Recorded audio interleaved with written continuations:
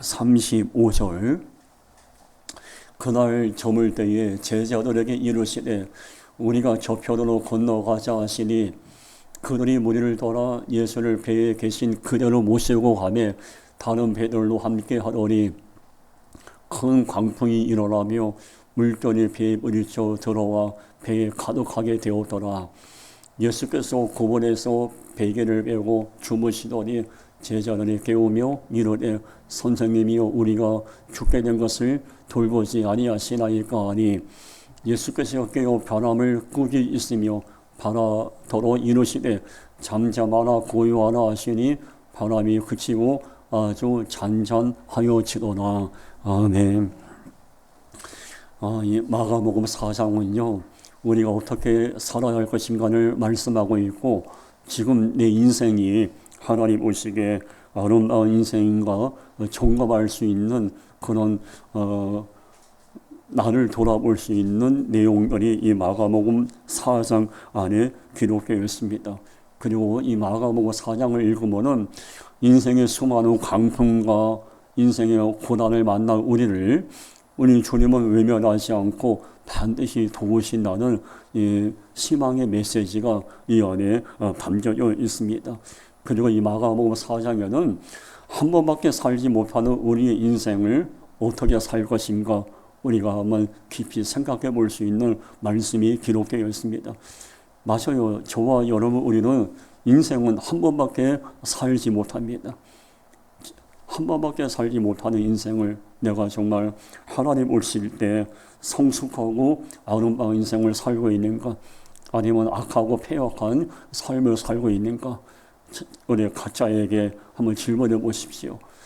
정말 우리 한 번밖에 살지 못하는 인생인데 영적으로 게으르고 하나님의 마음을 아프게 하고 사람들 마음에 고통이나 주고 누군가의 눈에 눈물 나게 하고 예배를 우습게 여기고 이렇게 시간을 허비하며 산다면은 우리 인생이 얼마나 졸장 인생이 되겠습니까? 우리는 내 인생을 졸장 인생이 아니라 작품 인생으로 만들어야죠. 작품 인생이 어떤 인생이에요? 어떤 인생의 광풍이 찾아오는 시간에 어떤 인생의 고난이 찾아오는 시간에 하나님 앞에 올바로 서려고 몸부림치는 인생이 광풍 인생 아니겠습니까? 오늘 본문은 우리가 졸장 인생을 살 것인가 작품 인생을 살 것인가에 대해서 말씀하고 있습니다. 오늘 우리가 예수님께서 오늘 마가복음 4장에 보면요 10분이는 비유를 말씀하고 복음을 전하고 난 다음에 예수님이 제자들과 함께 배를 타고 건너가는 장면입니다.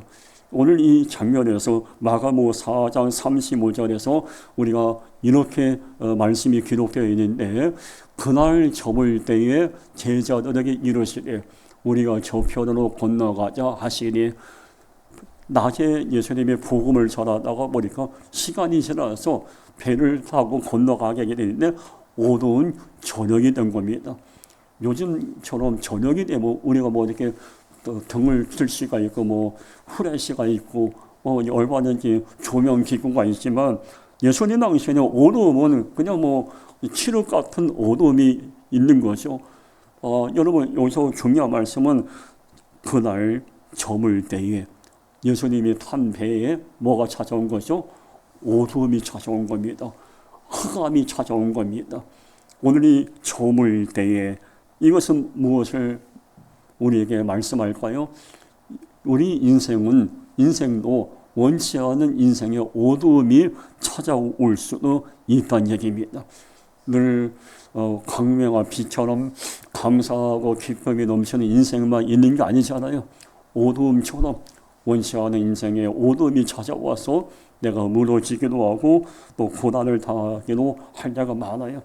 그러면 내가 인생의 어두움이 찾아올 때 우리 과연 어떻게 그것을 대처할 것인가 오늘 한번 생각해 봐야 돼요. 그리고 오늘 말씀에 그날 저물 때에는 뭡니까? 어두움. 인생의 어두움은 다른 말로 말하면 죽음을 예표합니다. 태어난 날이 있으면 삶을 마감할 날이 있어요. 우리 모두는 어느 누구든지 인생의 마침표를 찍을 날이 오게 됩니다. 젊은 사람이 됐든 나이 많은 연세 많은 분이 됐든 어느 누구든지 인생의 마침표를 찍게 돼요. 중요한 건 내가 인생의 마침표를 찍기 전까지, 내 심장이 멈추는 그날까지 내가 어떻게 살아야 할 것인가. 악하고 게으른 정처럼 살고 음란이라 하고 도박이라 하고 사람이라 죽이고 양심을 속이고 이렇게 살다가 인생의 마침표를 찍을 것인가. 아니면 하나님 앞에 올바로 서고 그리스도인답게 살다가 하나님 부르시면은 아멘하고 천국에 갈 것인가. 인생의 마침표는 그 누구든지 피할 수 없어요. 여러분 여기는 저도 언제 오늘 이렇게 설교하지만 이번 주 주일날 다시 여기 서서 설교한다고 보장 못해요. 우리 인생은 단 5분 후를 알 수가 없고 언제 인생의 마침표를 찍을 날이 올 거라고 보장 못해요. 그렇기 때문에 우리가 하루하루 내게 주어진 이 시간에 성실하게 또 그리스도인답게 살아갈 수 있어야 하는 것입니다. 여러분 인생의 오늘 그날 저물 때에 이 어둠은 뭡니까? 다른 말로 하면 인생의 마침표를 찍기도 하고 인생의 결산할 날이 온다는 얘기예요. 마태복음 25장 19절 보면 오랜 후에 그 종들이 주인이 돌아와 그들과 결산할 때, 인생의 어둠은 뭘 예표하냐면 인생의 결산할 날이 온다는 얘기예요. 주인이 종들에게 $1, $2, $5를 맡겼어요. 그리고 잠깐 어디 갔다가 시간이 지난 다음에 다시 와서 이 종들이 얼마나 그 달란트 갖다 일을 내고 많은 수입을 남겼는가 결산하는 장면이 마태복음 25장에 나오죠. 이 종들 중에 어리석은 종은 주인이 다시 와서 결산할 거라고 생각조차 못하고 게으르고 시간을 낭비한 종이 있는가 하면은 주인이 다시 와서 결산할 날이 올 거라고 생각하고 열심히 달란트를 갖고 일해서 남긴 종들도 있습니다. 여러분 마찬가지예요. 우리는 인생의 마침을 편을 찍으면 하나님의 나라에 가면요, 하나님은 우리를 결산하게 될 거예요. 우리가 이 땅에 살면서 어떤 열매를 맺었고 어떻게 삶을 살다가 왔는가 결산하게 될 거예요. 여러분 그때 내 인생에 결산할 날 여러분 뭐라고 대답할 거예요? 하나님이 우리에게 야 너 저 천국 오기 전에 뭐 하다가 왔냐? 그 우리는 뭐라고 대답하겠어요? 인생에 결산할 날 뭐라고 대답하겠어요? 어제 여러분 우리는 인생의 마침표를 누구든지 찍을 날이 와요. 하나님 앞에 서게 될 때가 와요. 그때 우리는 뭐 어떻게 결산할 것인가? 그냥 예배에 뺑징뺑질거리고 그냥 남 비난하다가 하나님 앞에 왔습니다. 이런 부끄러운 고백이나 해야 하겠습니까? 그게 아니잖아요. 오늘 인생의 저물 때에 인생의 마침표를 찍고 인생의 결산을 내리길 때 난 어떻게 하나님 앞에 반응을 보여야 할 것인가? 이제 어두운 저녁이 됐어요 이제. 근데 예수님은 피곤해서 주무셨어요. 근데 갑자기 그 배에 큰 광풍이 불어오죠. 오늘 마가복음 4장 37절 큰 광풍이 일어나며 물결이 배에 부딪혀 들어와 배에 가득하게 되어더라. 여러분 광풍이 뭐예요? 광풍, 미칠광, 바람풍, 미친 바람이죠. 미친 바람이라는 얘기가 뭡니까? 거센 바람이라는 얘기예요. 그러나 거센 강력한 바람이 예수님과 제자들이 탄 배를 강타한 겁니다. 여기서 광풍을 맞이한 제자들을 한번 볼까요? 많이 무서웠겠죠. 사실 말씀해 보니까 무서웠다고 기록되어 있어요. 무서웠고 두려웠겠죠. 저 광풍 때문에 우리가 배가 파손돼서 죽을 거라는 그런 의기감이 있었겠죠. 근데 여러분 무섭고 두려웠지만 제자들에게 있어서는 이 광풍을 막아설 수 있는 능력이 있었을까요? 전혀 없었어요. 광풍이 불어왔지만은 제자들은 이 광풍을 헤쳐나갈 수 있는 영권도 없었어요. 광풍은 무섭게 몰아치는데 제자들은 이 광풍 앞에서 할 수 있는 것이 아무것도 없었어요. 왜? 그만큼 제자들은 연약한 존재였기 때문에. 근데 이 연약한 존재가 바로 저와 우리 모두예요. 우리로 살다 보면 인생의 광풍이 얼마나 많이 불어옵니까? 질병의 광풍, 재정의 어려움의 광풍이죠. 또 수많은 배신의 광풍, 버림받음의 광풍, 상처의 광풍, 많은 광풍들이 나에게 무섭게 몰아칠 때가 많아요. 근데 우리는 그걸 대처하고 나를 괴롭히고 나를 힘들게 할 인생의 광풍을 이길 수 있는 방법은 우리에게, 능력은 우리에게 없어요. 그러나 감사한 것은 내게는 인생의 광풍을 해결할 능력은 없지만 오직 예수 그리스도에게는 인생의 광풍을 잔잔케 할 수 있는 능력이 계십니다. 그렇기 때문에 우리가 인생의 광풍을 만나는 어려움을 만날 때 우리 주님 앞에 그걸 다 내어놓는 거예요. 시므리서 2장 18절에 이런 말씀이 있죠. 그가 시험을 받아 고난을 당하였은즉 시험 받는 자들을 능히 도우실 수 있느니라. 우리 주님은 시험을 당한 인생들, 광풍을 만난 인생들, 상처를 받고 아픔이 있는 인생들을 우리 주님은 능히 도우실 뿐만 아니라 상처를 싸매시고 다시 일어나서 인생을 시작할 수 있도록 도우시는 분이에요. 그럼 우리가 한번 생각해 보세요. 인생의 강풍이 찾아오고 내가 감당하기 어려운 삶의 문제가 찾아왔어요. 우리가 해야 될 건 당연히 나를 도우실 주님 앞에 나와 1대1 주님과 만남의 시간을 가져야죠.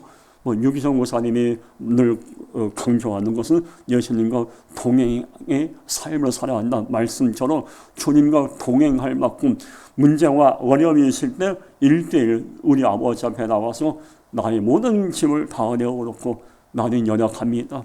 나는 쓰러질 수밖에 없는 존재입니다.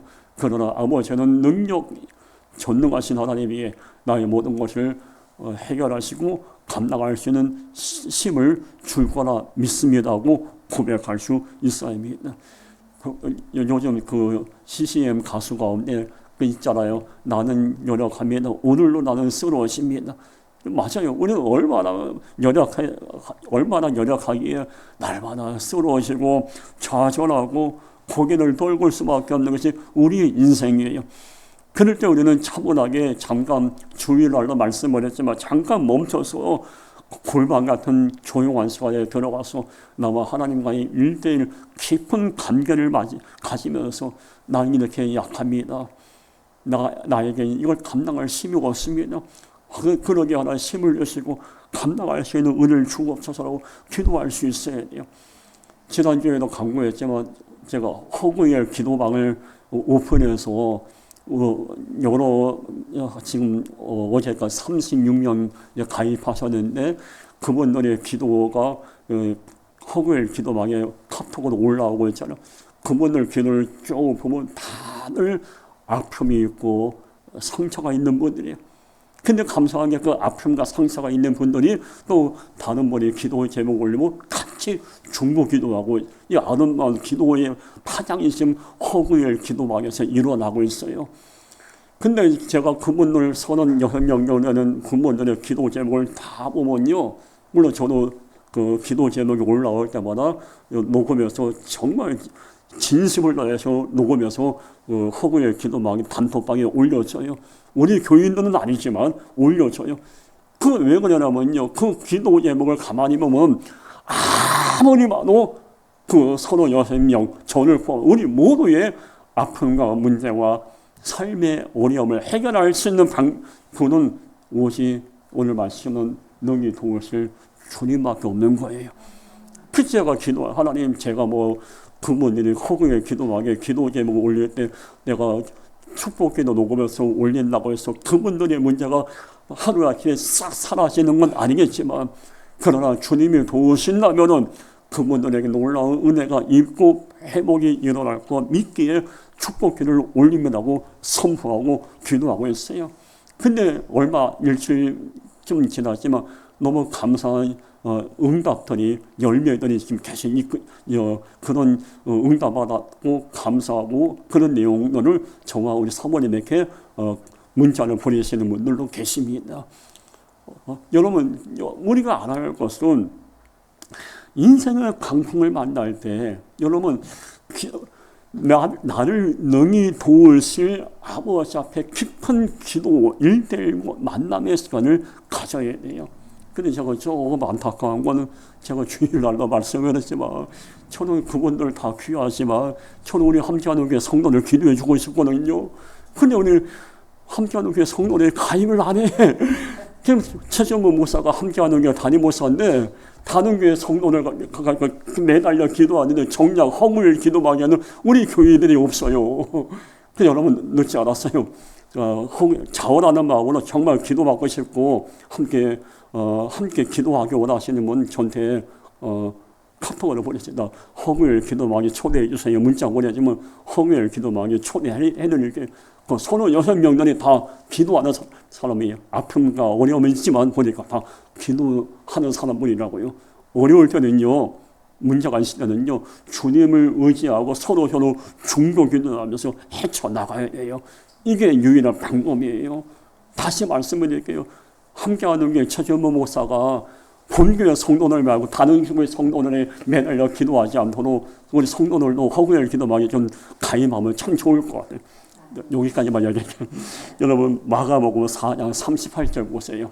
예수께서 고문에서 베개를 메고 주무시더니 제자들이 깨우며 이르되 선생님이여 우리가 죽겠는 것을 돌보지 아니하시나이까. 자, 어두운 밤이 됐습니다. 광풍이 막 강풍이 막 불어오는 겁니다. 가만히 보니까 예수님은 주무시고 계시네. 제자들이 어떤 생각을 갖고 있습니까? 우리가 죽게 있는 것을 돌보지 않습니까? 예수님을 깨우면서 예수님 우리는 죽게 되었습니다. 우리는 죽을 겁니다. 죽을 수밖에 없습니다. 광풍 때문에 우리는 반드시 죽을 겁니다. 제자들은 지금 죽을 거라는 생각, 죽을 거라고 부정적인 말을 하게 된 거예요. 그 앞에 그 배에 누가 계신데 예수님이 계심에도 불구하고 죽을 거라는 생각, 죽을 수밖에 없다는 이 부정적인 말이 거침없이 내오는 거예요. 그리고 여러분 이따 집에 가서 보시면 알지만 마가복음 4장 앞에 그 전에 예수님의 제자들은 많은 기적을 체험했어요. 또 하나님의 임재, 예수님의 인연을 영적 경험을 많이 했어요. 이 광풍 사건이 있기 이전에 제자들은 주님의 신령한 영적 권세의 능력을 많이 체험하고 경험했어요. 어제까지는요. 근데 오늘 광풍을 만난 그 시간에 그들은 어제까지 체험했던 은혜와 그 놀라운 감동과 하나님의 인재와 예수 그리스도의 그런 위대함을 새카맣게 까먹었어요. 오늘 본문은 뭘 의미하는지 아십니까? 아무리 제자라 해도 우리 마찬가지예요. 지난 과거에 체험을 많이 하고 응답을 많이 받고 기적을 많이 경험했다 해도 그걸 이미 지나간 과거는 우린 사는 인생이 아니에요. 지금 공급하시는 은혜로 사는 거예요. 제자들이 왜 죽게 되었다고 생각하고 죽게 되었다고 말을 했을까요? 그들은 어제까지는 인재를 많이 경험하고 많은 하나님 예수의 기적을 보고 느끼고 체험을 했지만 오늘 이 시간에는 하늘부터 내려오는 은혜와 사랑과 능력을 공급받지 못했기 때문에 눈앞에 보이는 광풍을 보고 죽었다는 부정적인 생각을 하게 된 겁니다. 여러분 지난날 은혜 많이 받고 기도 많이 했어. 지난날 성경 많이 읽었어. 그게 뭐가 중요해요? 지난날 40일 금식 많이 했고 근데 오늘 이 시간에 기도하지 않고 지난날 예전처럼 그런 말씀을 붙잡지 않는 제자들과 같은 모습으로 산다면 큰 조그만 강풍이 찾아온다 해도 우리는 무너지는 거예요. 신앙은요.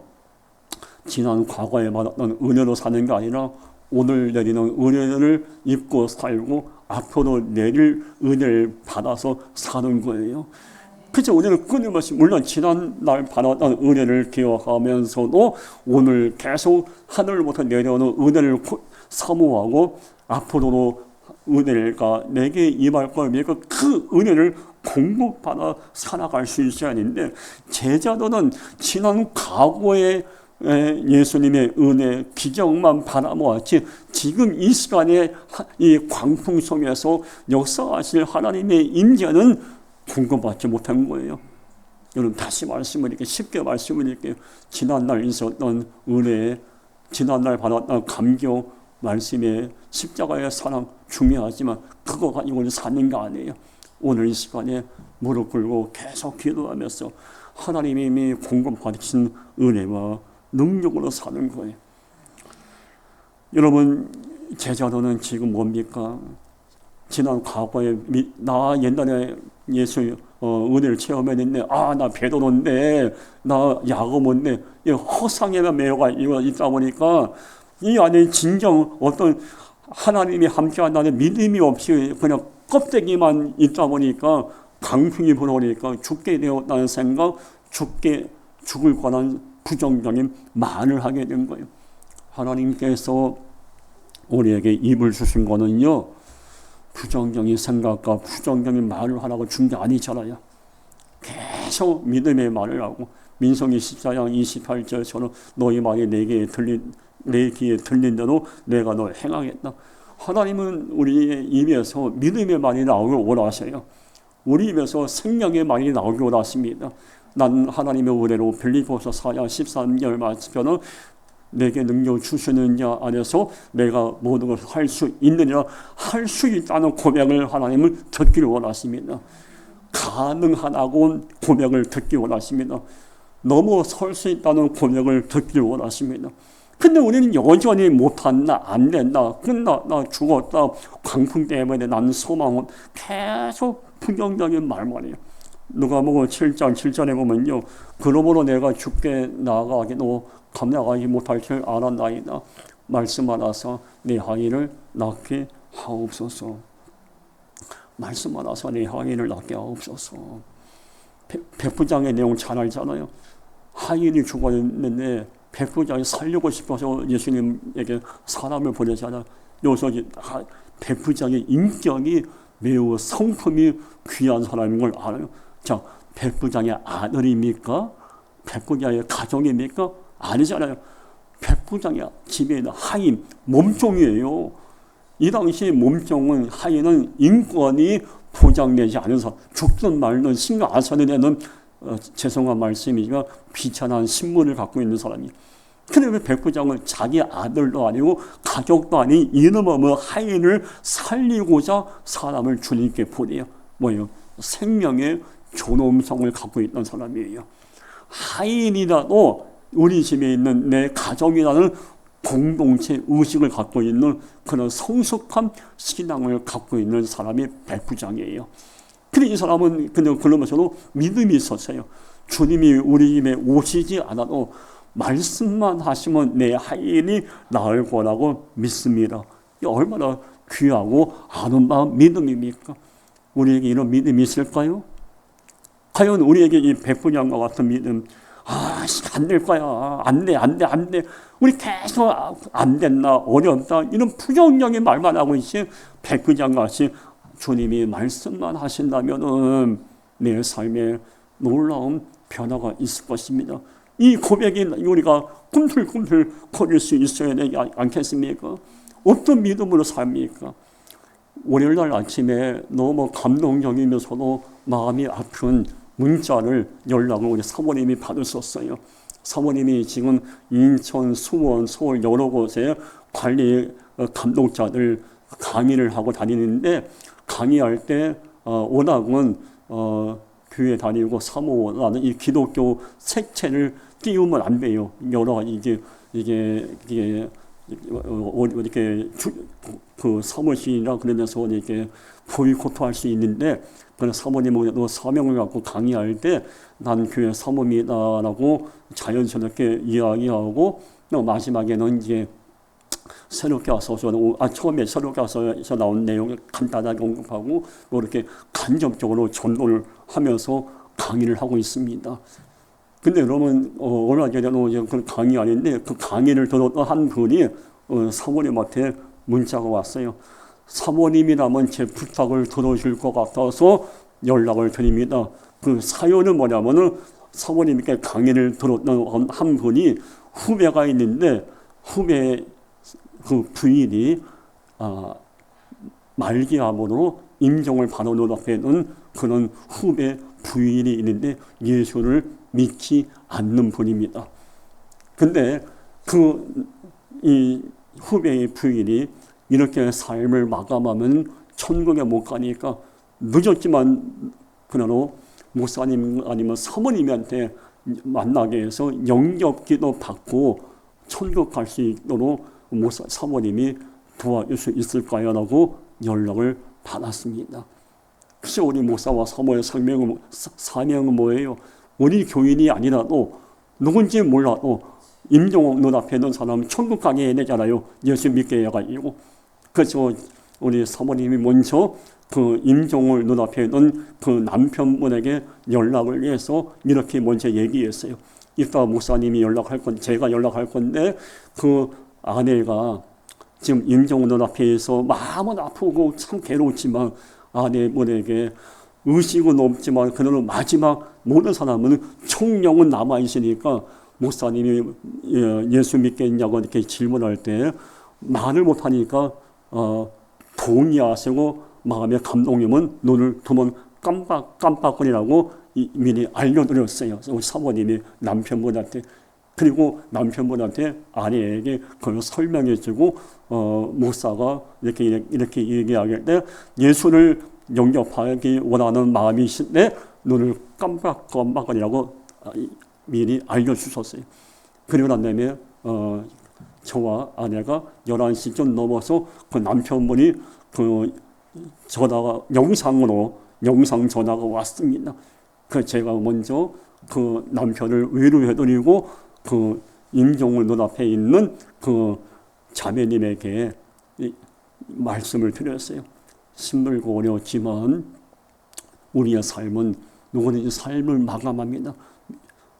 겸허하게 받아들이셔야 합니다. 그러나 이 상태로 이렇게 삶을 마감하면은 안타까우니 삶을 마감하시고 천국을 가야 되지 않겠습니까? 제가 일본은 지옥이라는 단어를 쓰지 않았어요. 임종원 눈앞에 있는 분들은 예수 믿으면 천국, 불신, 지옥 이런 말 하면 오히려 상처가 되니까 삶을 마감하시고 천국 가야 되지 않겠습니까? 천국 갈 수 있는 유일한 비결은 예수 그리스도를 나의 삶의 주인으로 모시면 됩니다. 그래서 제가 예수님을 모시길 원하십니까? 라고 질문하니까 그 자매님이 눈을 깜빡거렸어요. 그런 다음에 제가 감사합니다 그러고 영접 기도를 했어요. 하나님, 나는 하나님의 자녀가 되기 원하고 예수 믿고 천국 가기 원합니다. 그래서 천국에 대한 소망을 드리고 영접 기도하고 예수님의 이름으로 기도합니다 하고 아멘하고 기도를 받으셨어요. 그리고 우리 아내 사모님이 그 임종을 눈앞에는 아내분과 남편분을 따뜻하게 위로해드리고 전화를 월요일날 오전에 전화를 마쳤습니다. 그러고 난 다음에 화요일날 오전에 남편한테 연락이 왔습니다. 아내가 하나님을 영접하고 소천하셨습니다라고 어제 문자를 받았어요. 누군지 처음 보는 전화 영상으로 본 자매였고 남편이었지만 저는 무엇을 먼저 생각했냐면은 사모님의 전화를 받고 그 관리 감독자 강의를 받는 그 남편분의 그 선배가 사모님한테 전화한 것은 한 가지 믿음이 있었죠. 어떤 믿음? 임금주 사모님이라면은 내 후배 아내에게 영접 기도를 해줄 거란 믿음이 있었고 더 나가서 목사님이 됐든 사모님이 됐든 그 영접 기도하게 되면 그 후배의 아내가 늦었지만 예수 믿고 천국 갈 수 있을 거란 믿음이 있었기에 사모님에게 연락을 한 거예요. 우리의 인생은 믿음으로 사는 거예요. 저는 근데 감사하며 짠한 게 임종을 하셨지만 그 자매님이 천국 예수 믿고 영접기도 받고 천국 갈 수 있었던 것은 그 사모님에게 연락 주신 그 남편의 선배의 믿음 때문에 이 아내가 천국을 가게 된 거라 생각하고 사실 맞는 거예요. 여러분, 나의 믿음 때문에 누군가가 천국 갈 수 있는 길을 열어줄 수가 있고, 나의 믿음 때문에 자녀들의 인생에 놀라운 변화가 있을 수가 있는 거예요. 백부장이 주님 말씀만 하옵소서 내가 내 하인이 낳겠나이다 말할 때 예수님이 뭐라고 말씀했죠? 누가복음 7장 9절 내가 너에게 이르노니 이스라엘 중에서도 이만한 믿음을 만나보지 못하였노라. 이만한 믿음이 뭐예요? 흔들림 없는 믿음이에요. 주님은 어떤 방법이 되든 내 하인을 낫게 할 거나 믿음이에요. 주님이 굳이 우리 집에 오시지 않아도 말씀만 하신다면 놀라운 기적이 일어날 거나 믿음이에요. 여러분, 우리 이만한 믿음을 갖고 있습니까? 백부장 같은 믿음을 갖고 있습니까? 조금만 어려움 찾아오면 하나님 왜 이러냐고 불평하고 원망할 때가 얼마나 많습니까? 경제적으로 쪼들리면 왜 내 세상 말로 내 팔자가 이래서 왜 경제적으로 쪼들려 합니까? 이런 원망할 소리가 많을 때가 얼마나 많아요.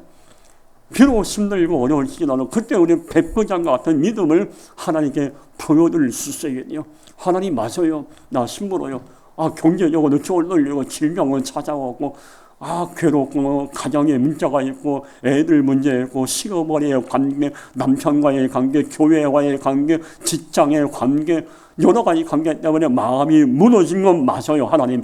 그렇지만 우리 하나님은 내 마음을 외면하지 않고 어루만져 줄 거라고 믿습니다. 믿음을 보여드려야 돼요. 절망 가운데 믿음을 보여드리면 하나님은 그 절망을 소망으로 바꾸십니다. 인생의 변화 끝에서 믿음을 보여드리면 인생의 변화 끝을 표현수장 실마다 물건으로 바꿔주십니다. 죽을 것 같은 삶의 순간에도 믿음을 보여드리면요, 죽을 것 같은 그 순간을 하나님께서는 엘림이 되게 하시고 이사야 58장 11절에는 물된 동산으로 만드시는 거예요. 이만한 믿음을 보지 못하였느라. 우리 지금 문제와 어려움이 있을 때 절망하고 낙심하고 짜증내는 모습을 보여드리고 있습니까? 백부장 같은 믿음을 보여주고 있습니까? 가짜예가 질문해 보세요. 마가복음 4장 39절에 예수께서 깨어 바람을 꾸짖으시며 바다로 이르시되 잠잠하라 고요하라 하시니 바람이 그치고 아주 잔잔하여 지더라. 자 보세요. 제자도는 죽었다 끝났다 절망을 선포했죠. 예수님은 뭐라고 했죠? 바다의 광풍을 보고 잠잠하라 고요하라. 뭐예요? 믿음을 선포한 거예요. 예수님은 지금 배에서 똑같은 상황이에요. 똑같은 광풍이 불고 광풍 때문에 배가 뒤집혀서 죽을 수 있는 똑같은 상황인데 제자들은 절망을 선포했지만 예수님은 뭐예요? 믿음을 선포합니다. 나를 이 땅에 보내신 아버지 하나님은 이 광풍 속에서 나와 우리 제자들을 구원할 거라고 믿고 나에게 단호하게 바다에게 잠잠하라 고요하라고 선포한 겁니다. 우리에게 필요한 게 뭔지 아십니까? 믿음의 선포예요. 믿음의 선포. 자, 우리 말씀 하나 볼까요? 이사야 61장 1절 나를 보내서 다 같이 시작. 나를 보내서 마음에 상한 자를 고치며 포로된 자에게 자유를 가진 자에게 놀림을 선포하며. 자, 여기 보면 선포하며라는 말이 나와요. 선포하며. 그러면 이사야 61장 2절에 선포하며 뭘 선포할까? 구체적으로 다 보면요. 자, 세 가지가 있어요. 이사야 61장 1절 나는 상한 마음이 치유될 것이라고 선포하는 거예요. 두 번째, 매임에서 벗어날 것이라고 선포하는 거예요. 세 번째가 참된 자유가 임할 거라고 선포하는 거예요. 이게 이사야 61장 1절 제 말이 아니에요. 성경의 말씀이. 마음이 상한 나는 하나님이 치유할 것입니다 라고 선포하면 시간의 차이가 좀 있겠지만 반드시 상한 마음은 치유받습니다. 오늘 말씀에 보니까 아까 마음이 상한 자를 고치며 포로된 자에게 자유를 포로가 뭐예요? 매여 있는 거 아니에요. 우리 인생은 매일 때가 많아요. 그러나 매임을 하나님이 계속 벗어나게 하고 나에게 참된 자유를 줄 거라고 선포하는 거예요. 그리스도인과 세상 사람들의 차이가 뭔지 아십니까? 세상 사람들은 매여 있으면 고개를 들고 인생 포기합니다. 그러나 우리 그리스도인들은 잠깐 매임이 있다 해도 하나님은 이 매임을 풀고 나에게 자유를 줄 거라고 선포하는 거예요. 아까 제가 얘기했듯이 허그의 기도방에 있는 분들 다 아픔과 어려움이 있지만 왜 36명들이 기도를 올리고 중보기도를 합니까? 그들의 기도를 올면서 계속 선포하고 있어요. 당신의 기도는 해결될 겁니다. 당신의 문제는 해결될 겁니다. 믿음 막 선포하는 거예요. 한번 더 얘기해야지. 이 좋은 허구의 기도망에 우리 교회들 들어왔으면 좋겠어. 나는 정말 이 영적인 공간에 왜 우리 교회들을 안 들어오는지 난 정말 이해가 안 가. 허구의 기도망에서 계속 믿음으로 선포하세요. 자, 누가복음 4장 40절 이 제자들에게 이르시되 어찌하여 이렇게 무서워하느냐 너희가 어찌 믿음이 없느냐. 제자들은 광풍을 보고 무서워서 흔들리고 있습니다. 근심했어요. 제자들은 죽었다 이것 때문에 근심이 있었어요. 근데 여러분 진짜 제자라면 진짜 근심하고 염려해야 될 것이 뭔지 아십니까? 어제 받았던 은혜로 앞으로 살아가려는 어리석은 자신의 모습을 보고 근심하고 안타까워했어야 합니다. 광풍만 바라보고 근심하는 해서는 안 되고 십자가의 사랑을 잃어버린 나의 모습을 보고 안타까워해야 돼요. 우리가 정말 무서워하고 정말 두려워하고 가슴을 치며 안타까워해야 할 거 뭔지 아십니까? 돈이 없고 사업에 실패하고 애들 공부 못하는 그것 때문에 안타까워하고 근심해야 합니까? 아니에요. 정말 우리가 근심하고 안타까워서 내가 조그만 인생의 강풍이 찾아온다 해서 흔들리는 믿음을 갖고 있는 나를 보고 안타까워할 수 있어야 돼요. 하나님은 계속 우리에게 도울 거나 함께 할 거나 약속을 주셨는데 약속을 믿지 못한 나를 보고 안타까워할 수 있어야 돼요.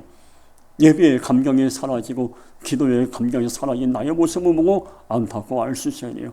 무엇보다 디모데후서 3장 5절 말씀하는 경건의 모양은 있으나 경영의 능력이 없는 날 보고 안타까워하고 마음을 찢으며 눈물로 기도해야 돼요. 겉모양은 경건의 모양이 있어. 기도 많이 하는 것 같고 제자들처럼 겉모양은 제자야. 겉모양은 목사야. 겉모양은 20년 30년 믿은 장로 권사야.